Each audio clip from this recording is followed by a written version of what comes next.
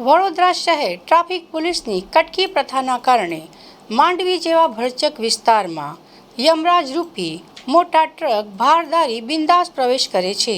વડોદરા શહેર ટ્રાફિક પોલીસની કટકી પ્રથાના કારણે માંડવી જેવા ભરચક વિસ્તારમાં યમરાજ રૂપી મોટા ટ્રક જેવા ભારદારી બિંદાસ પ્રવેશ કરે છે।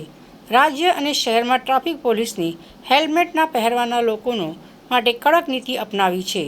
એવા ટુ વ્હીલર ચાલકોને પકડીને દંડ કરવામાં આવી રહ્યો છે, જ્યારે બીજી તરફ ગેરકાયદેસર પેસેન્જર વાહનો તો શહેરની ચારો દિશામાં મુસાફરોથી ભરીને કાયદાનો ભંગ કરી બેફામ દોડી રહ્યા છે। તેવામાં ગત રોજ માંડવી જેવા ભરચક વિસ્તારમાં જ્યાં ચાલવાની જગ્યા નથી ત્યાંથી ટુ વ્હીલર કાઢવું હોય તો કલાકોનો સમય થઈ જાય છે। તેવામાં એક ટ્રેલર ઘૂસી ગયો હતો, જ્યાં મોટી સંખ્યામાં લોકોની હાજરી હતી। તેવામાં મોટો અકસ્માત થઈ શકે છે એવી પરિસ્થિતિ પણ સર્જાઈ હતી।